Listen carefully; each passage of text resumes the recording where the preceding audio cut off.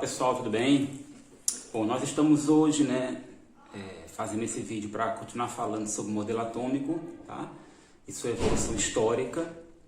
E agora vamos fazer uma aulinha sobre o modelo atômico de Thomson, seguindo aquele raciocínio das evoluções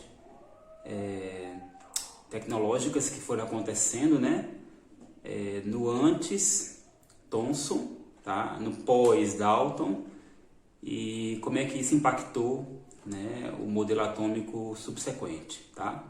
Então, o modelo atômico de Thomson, ele tem uma forte ligação, na verdade ele é todo baseado na questão da carga elétrica, na questão de como é que a matéria se relaciona com as cargas elétricas, a natureza elétrica da matéria se manifesta, Então, isso vai ser discorrido agora a partir do que a gente vai falar, tá bom?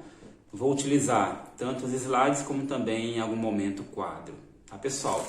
Então, não saia daí, fiquem aí nesse vídeo que ele vai ser importantíssimo para a gente poder entender o modelo atômico de Thomson e automaticamente o modelo atômico de Rutherford Bohr, tá certo? Então fiquem aí que a gente já volta e a gente vai continuar com essa discussão aqui agora nos slides. De atomística sobre modelo atômico de Thomson, Vamos falar um pouquinho aqui sobre tudo que cercou esse modelo atômico.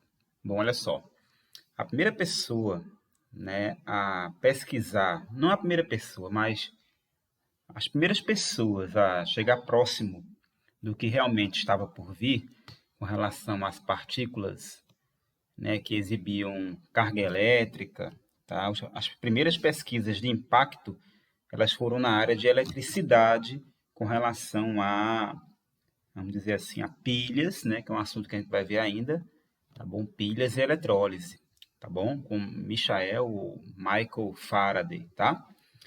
Ok, para atomística, outros experimentos foram mais importantes, tá certo?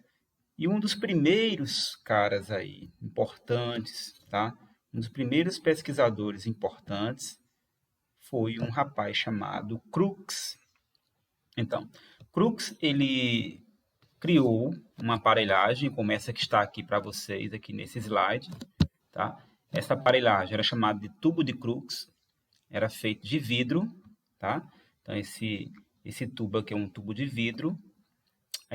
Aqui, em uma das extremidades, era ligado na parte negativa de uma fonte elétrica, de uma fonte de alta tensão, e a parte positiva, chamada de ânodo ou anodo, ligada aqui nessa parte do tubo, tá? Então, esse tubo era ligado a uma fonte de alta tensão, e dentro desse tubo, esse tubo era fechado, tá, pessoal?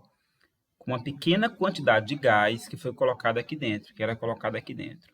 Então, esse tubo aqui era preenchido com uma pequena quantidade de gás, e aqui se colocava o que ele chama de porta-objetos, era se colocada aqui uma folhinha de papel, ou um papel muito leve, tá? E esse chamado porta-objetos, ele era colocado aqui para verificar se haveria ou não sua movimentação, tá certo? Então, aqui um bocal, Um bocal normal, e aqui um eletrodo positivo ligado aqui nessa parte, e aqui no eletrodo negativo também ligado, tá? Ok. Uma hora que tudo estava conectado, era ligada à fonte de alta tensão, que fornecia uma voltagem, ou seja, uma tensão de em torno de 10.000 volts, tá? O que acontecia? Crookes, ele verificava que havia uma luz emitida do polo negativo para o polo positivo. Saía um feixe de luz do polo negativo, do cátodo, para o polo positivo, E esse feixe de luz fazia movimentar esse pedaço de papel em formato de cruz aqui, tá?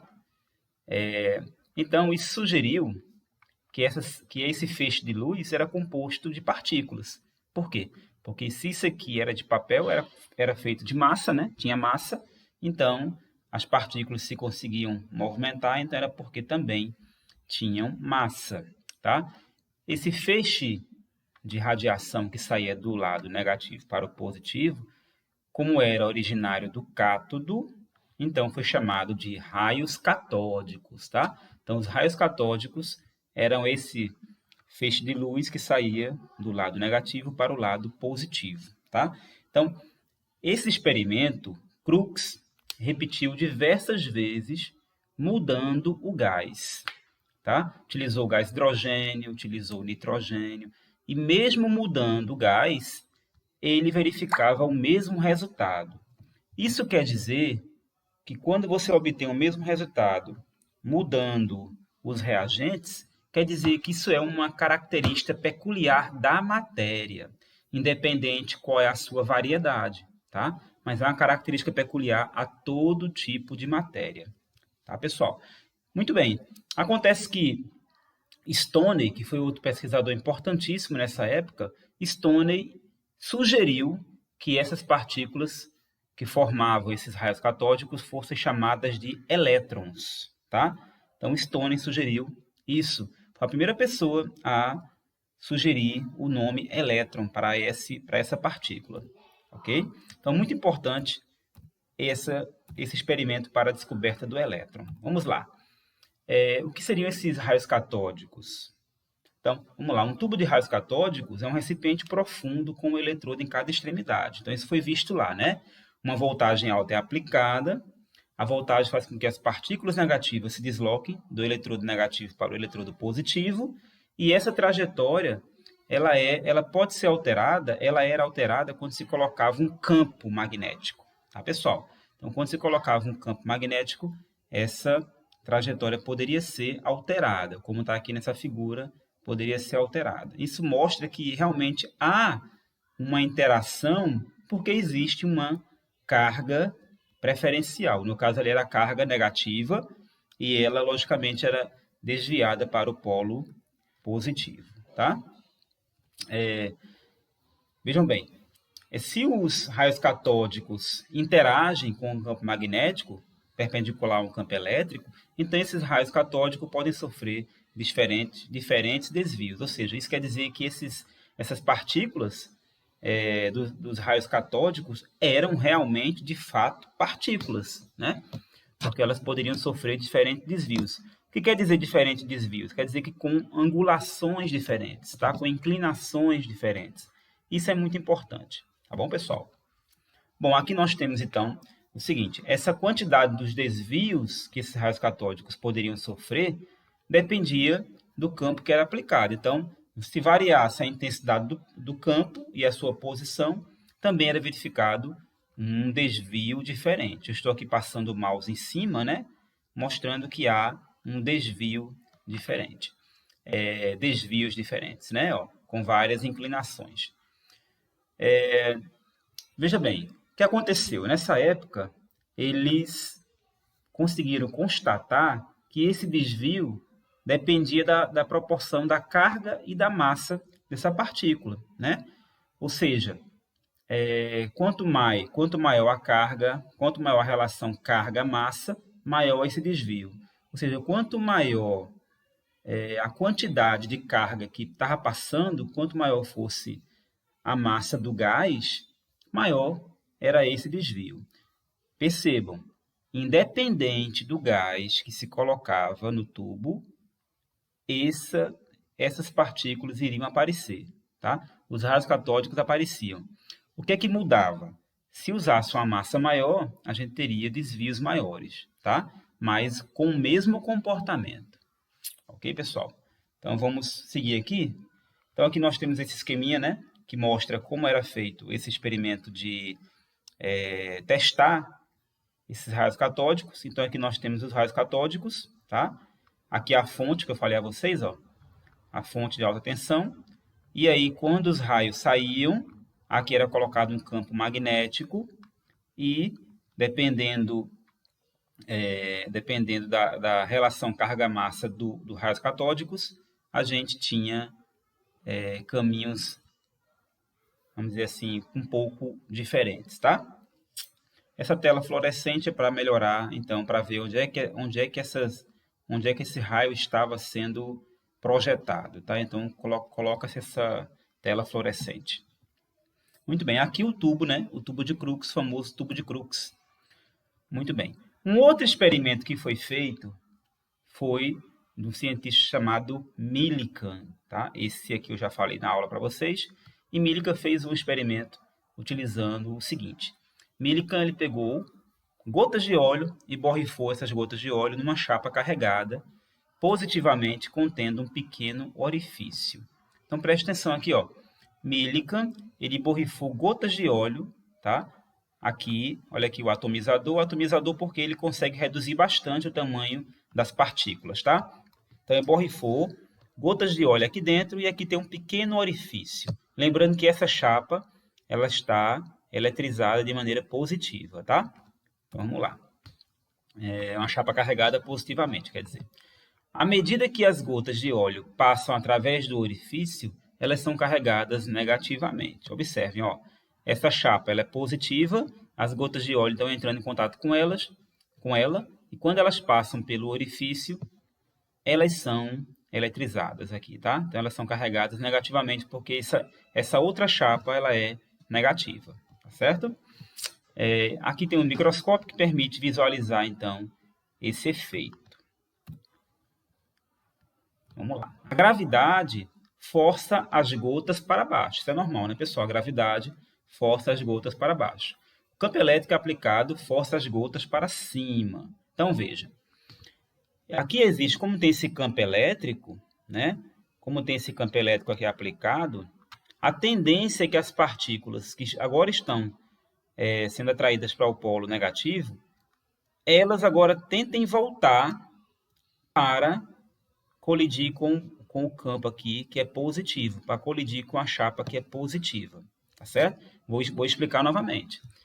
As gotas de óleo elas entram em contato primeiro com a chapa carregada positivamente, mas aqui tem um orifício, então as gotas descem por esse orifício, entram em contato com a chapa negativa, tá? Algumas entram em contato, mas essas aqui no centro, elas já sentem uma atração da chapa negativa, mas também vão começar a sentir a atração pela chapa positiva.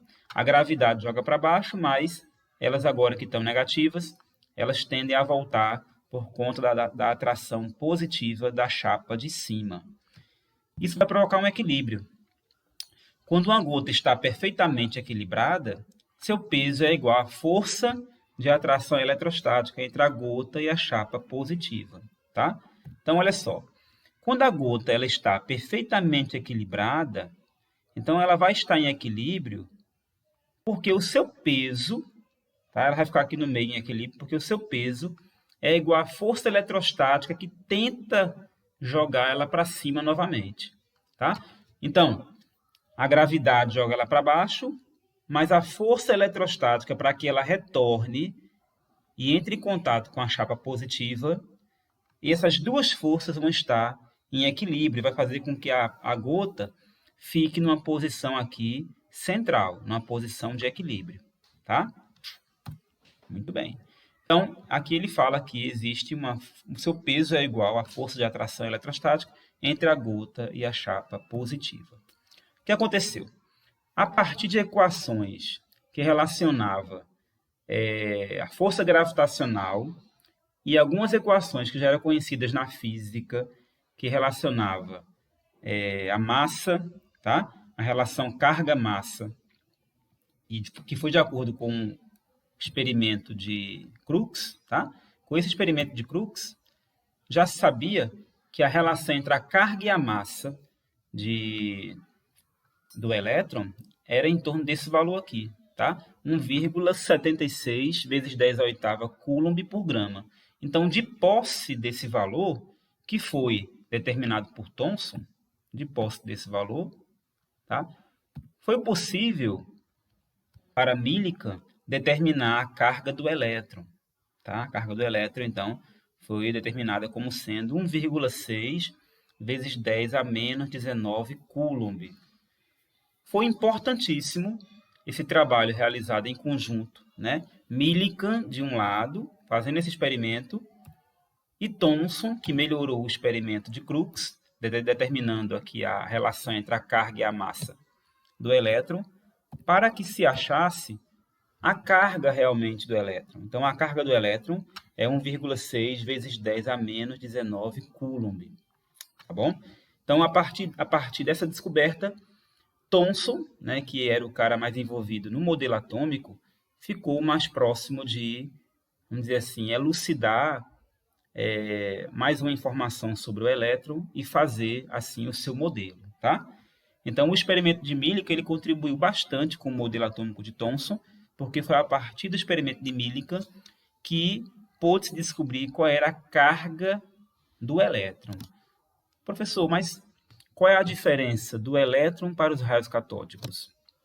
Bom, o elétron é uma partícula, tá? Então, partícula fundamental, é a partícula fundamental formadora dos raios catódicos. Então, os raios catódicos é um feixe de N elétrons, ou seja, é um feixe de muitos elétrons. Cada elétron contendo essa carga, 1,6 vezes 10 a menos 19 coulomb. Por que Coulomb? Porque Coulomb foi um pesquisador mais antigo, também que dedicou sua vida para a relação entre a carga elétrica e a matéria, né? Os fenômenos elétricos, tá? Então, por isso a homenagem. E essa letrinha, a gente chama ela de Coulomb, tá?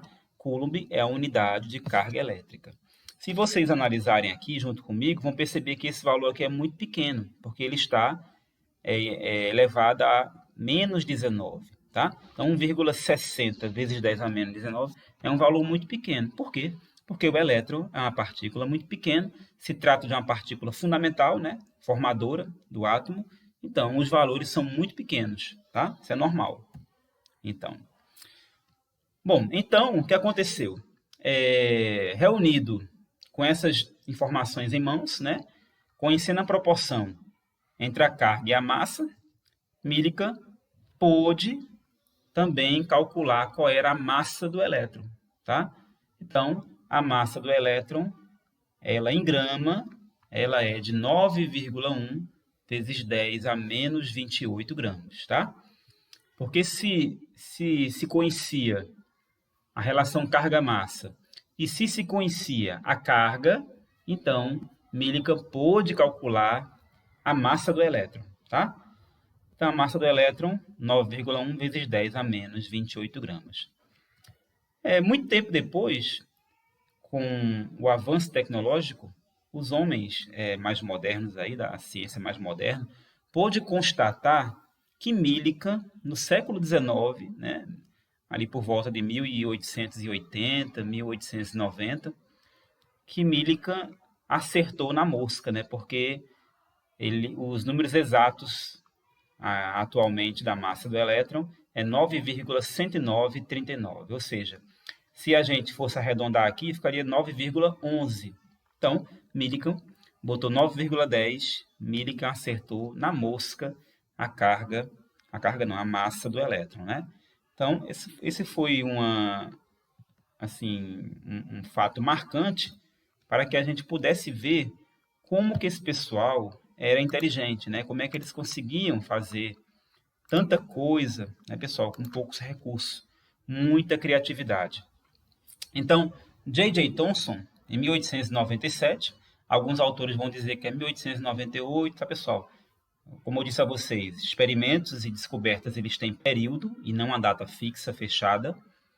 Então, J.J. Thomson, diante de todas essas pesquisas que foram feitas, né, diante das pesquisas de Crookes, né, com um tubo de Crookes, ou ampola de Crookes, tá? Podemos chamar também de ampola de Crookes, que é esse equipamento que Thomson está manuseando aqui nessa imagem, tá? Essa imagem que é uma imagem real, esse é J.J. Thomson, e ele continuou fazendo os experimentos de Crookes com ampola, tá? E ele conseguiu, então, vamos dizer assim, afirmar que o átomo não era indivisível, conforme Dalton tinha afirmado, tá? Por quê? Porque uma vez descobrindo uma partícula como o elétron, então a gente já pode dizer que o átomo tem subpartículas. Uma delas era o elétron, faltava descobrir as outras, né? Vamos lá. Então, o modelo atômico de Thomson, veja que aqui a data já mudou, né? Olha, eu estou em 1897 e acabei de colocar um slide de 1898. Essa aqui era a ampola de Crookes, tá? Olha aí, ó. Na hora que a fonte era ligada, saía um feixe de luz do cátodo, do lado negativo para o lado positivo, tá? Então, esse feixe de luz era a ampola de Crookes. Esse material aqui que eu estou mostrando a vocês é de um amigo meu, professor de física, chamado Dácio, tá? Ele apresentou esse slide num curso que a gente teve aqui no IFPB em 2014, um curso chamado As Cores dos Quarks, tá? Um dia eu explico a vocês o que seriam essas cores dos quarks. Então, aqui nós temos aqui os raios catódicos, tá? Vejam que quando os raios catódicos saem, acontece duas coisas aqui. Primeiro aqui, ó, nessa figura, a gente vê que é projetada a sombra, tá? Do portador de objeto, é projetada a sombra. E também nós temos que o portador de objetos ele se movimenta quando ele é atingido pelos raios catódicos. Então, esses dois experimentos, não dois experimentos, né? Mas essas duas observações são importantes por quê? Porque é o seguinte, quando você tem uma sombra projetada aqui, isso quer dizer então que os raios eles se projetam, eles se propagam, né, em linha reta, tá? Então a sombra demonstra isso, tá bom? Porque a sombra, ela justamente ela se coloca na parede oposta, tá? Ela não é deformada. Então, eles se propagam em linha reta. E outra coisa, como eles fazem o portador de amostra se movimentar, então a gente diz que eles são dotados de massa. Isso é muito massa, né, pessoal? Muito massa mesmo. E aqui mais na frente, se for colocado um campo elétrico, esses raios catódicos eles são desviados para o lado positivo, demonstrando que realmente eles são dotados de carga negativa. Isso é muito interessante, muito importante a gente saber disso. Tá bom? Ok. Uma pergunta que vocês poderiam fazer, professor, mas juntamente com esses raios catódicos, não deveriam ser liberados também raios anódicos? Cadê os raios anódicos? Pois é, os raios anódicos, eles não foram detectados por Thomson naquele momento, tá bom? Então, naquele momento, não houveram evidências que haviam raios positivos, tá? Naquele momento, Thomson detectou apenas os raios catódicos, assim como Crookes tinha visto também, tá? O que é que fez Thomson? Thomson confirmou os experimentos de Crookes, tá? E usou o experimento de Millikan para concluir coisas importantes, tá? Como, por exemplo, eu concluí qual era a carga do elétron, tá? Muito importante isso. Mas os raios positivos que poderiam ter saído daqui, eles não foram vistos no experimento de Thomson, tá? Não foram vistos. Então, Thomson acabou fazendo seu modelo atômico baseado apenas nessas cargas negativas, tá, pessoal? Muito bem. Aqui um resumo, tá? Esse é o tubo de raios catódicos, o tubo de Crookes, né? A ampola de Crookes, tá? E aqui nós temos, então, o lançamento mais uma vez, né? Desses raios. Então, aqui nós temos o cátodo, aqui o ânodo. Então, os raios catódicos, eles saem e aqui eles são... Aqui existe um campo defletor, negativo e positivo. Vejam que os raios se desviam para o lado positivo, tá? Ok? Dessa placa. Aqui tem uma placa defletora e os raios eles se desviam para o lado positivo. Partículas emitidas pelo cátodo são dirigidas para o ânodo.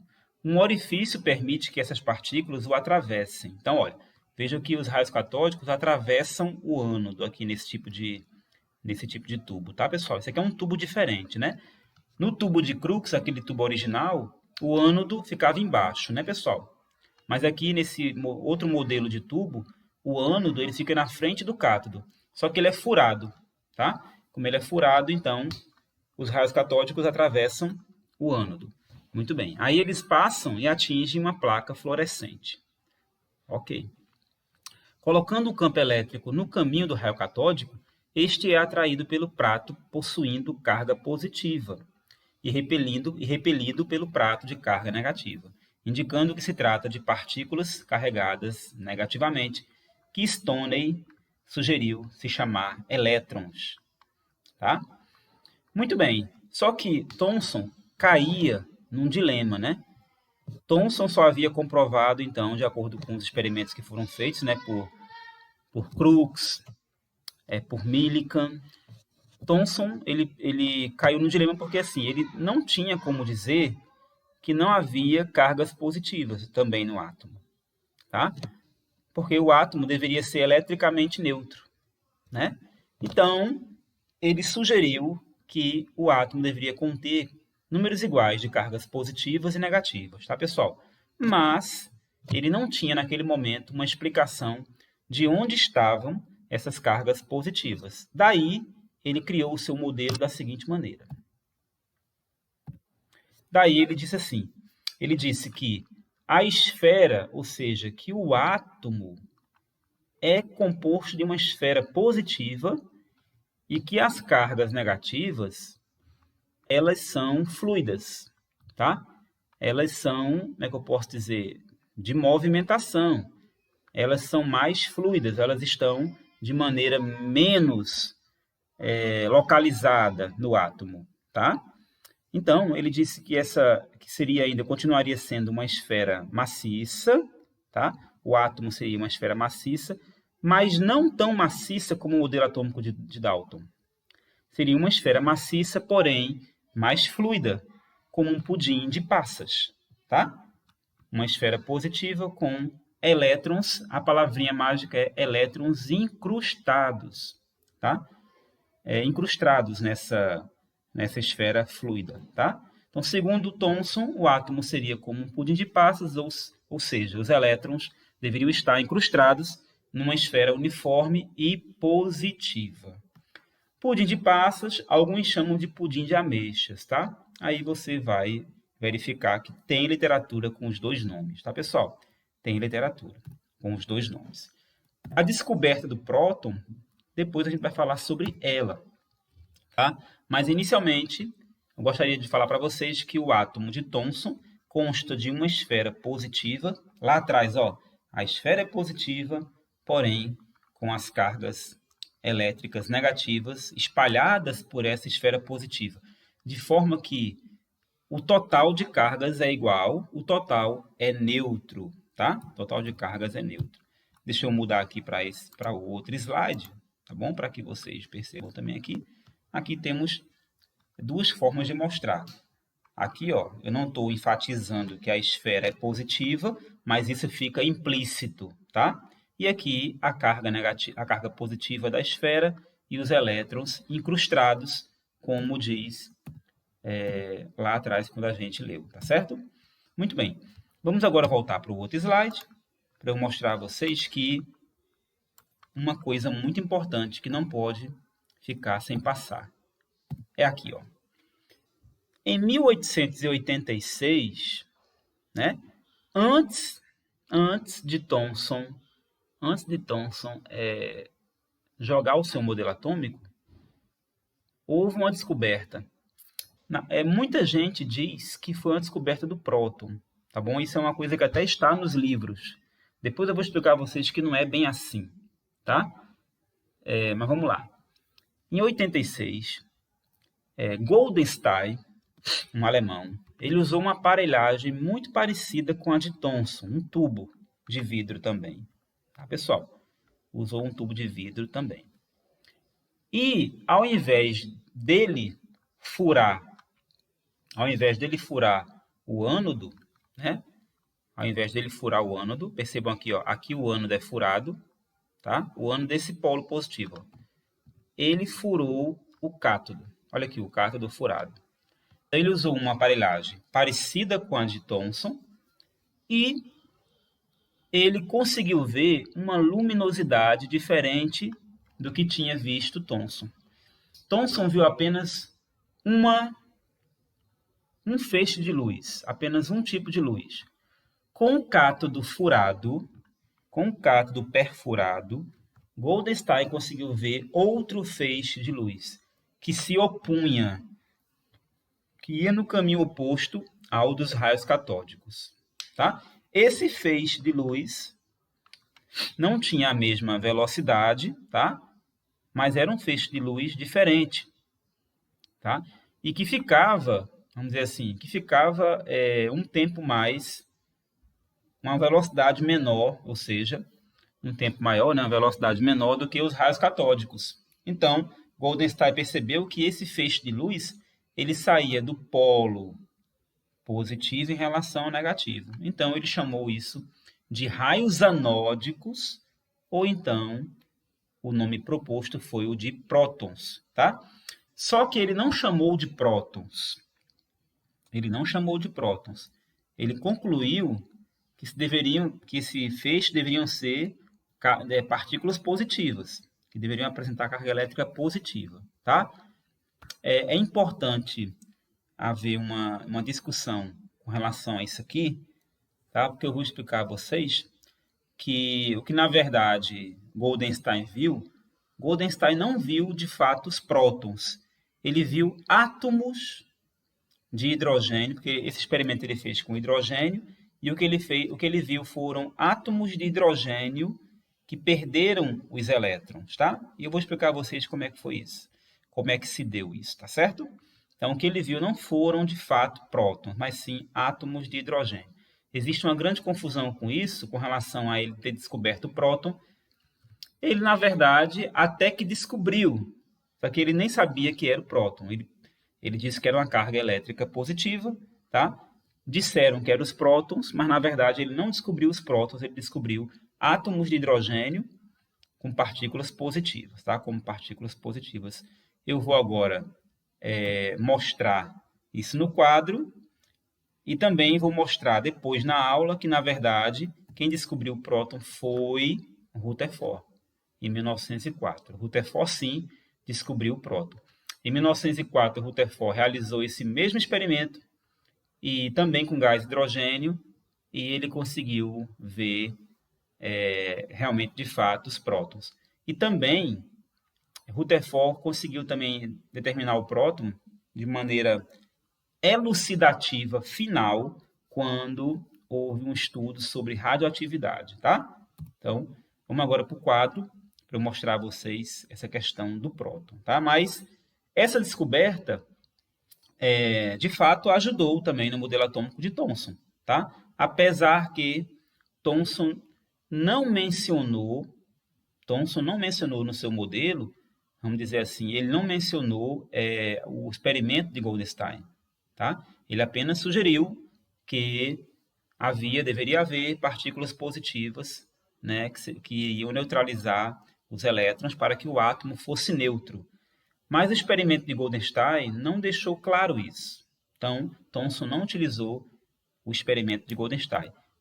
O modelo atômico de Thomson é 1897 e 1898, tá, pessoal? Então, foi depois do experimento de Goldenstein.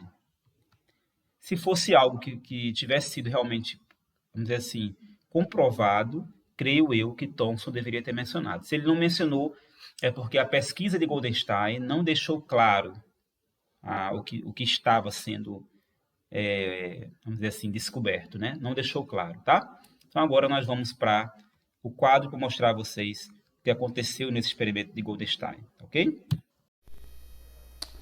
Olá, pessoal!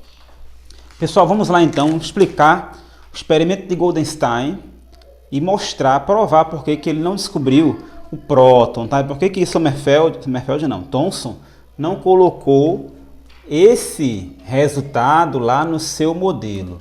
Presta atenção, tá? A explicação ela vai ser dependente de você entender isso aqui, tá bom? Ó, presta atenção. Eu vou fazer um pouquinho maior, tá? Vou fazer um pouquinho maior aqui o tubo, tá bom? Então imagine aqui que nós temos, olha só. Imagine que nós temos aqui a fonte. Isso aqui é uma fonte. de alta tensão, essa fonte ela vai fornecer a tensão necessária para a gente poder ligar, né? E fazer o efeito desejado nos gases. Ó, vamos lá, isso aqui seria o cátodo, e aqui o ânodo. Vamos supor aqui cátodo e ânodo, tá? Vamos lá. O cátodo, polo negativo, e o ânodo, polo positivo, tá certo? Automaticamente sugere que aqui é o polo positivo da fonte e aqui o polo negativo. Essa fonte, ela consegue gerar uma tensão de 10.000 volts. Tá, pessoal? 10.000 volts. Isso vai causar um impacto muito grande nessas moléculas, né? Nas moléculas de gás que vão estar dentro aqui. Tá?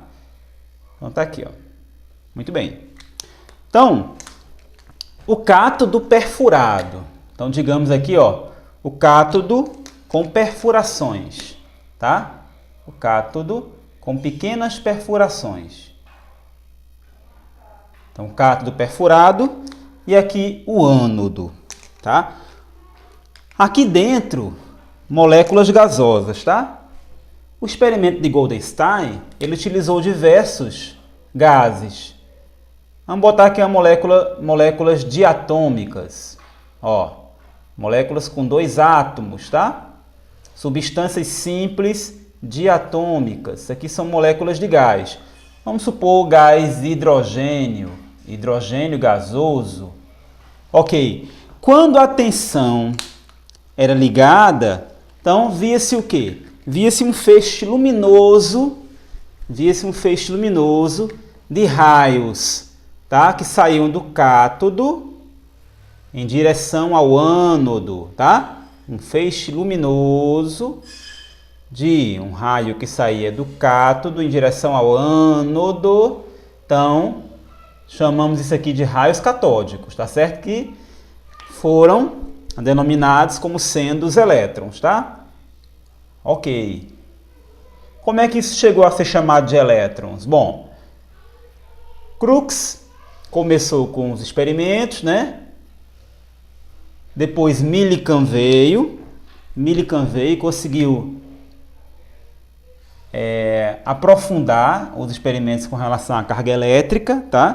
Dessas partículas. E aí, trabalhos de Thomson, de Crookes, de Millikan, de Stoney, no mesmo sentido, conseguiram desvendar primeiro a relação entre a carga e a massa.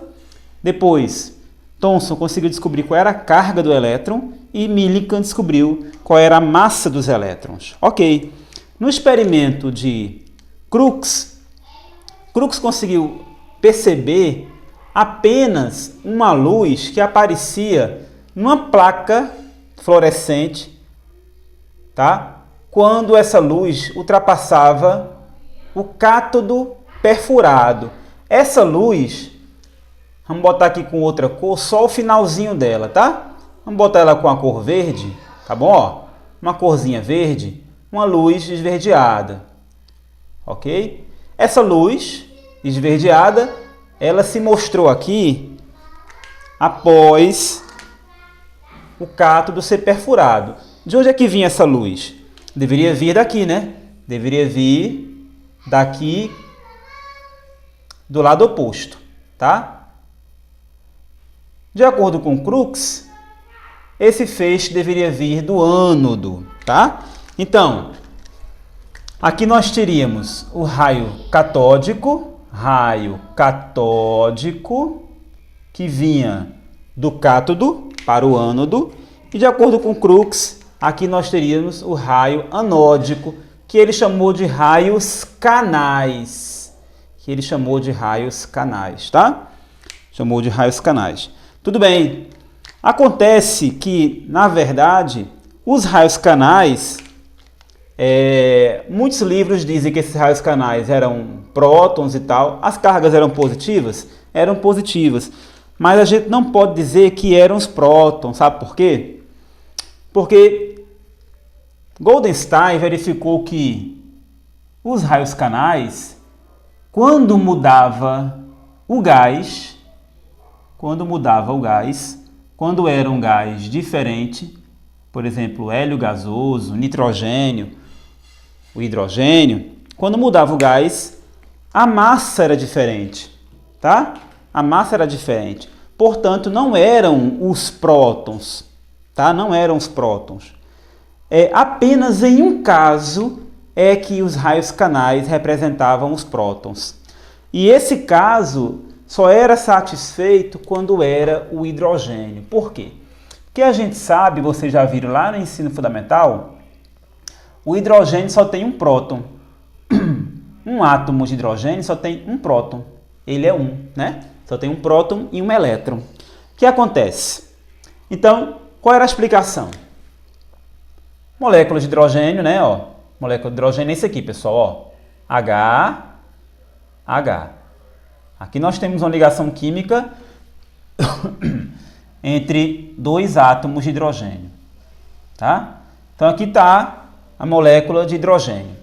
Acontece que quando os raios catódicos saíam do cátodo para o ânodo, se chocavam contra essa molécula de hidrogênio. Então está aqui a molécula de hidrogênio, havia um choque com o elétron, né? Ó, que os raios catódicos são elétrons, tá? Aqui é a continuação. Esse choque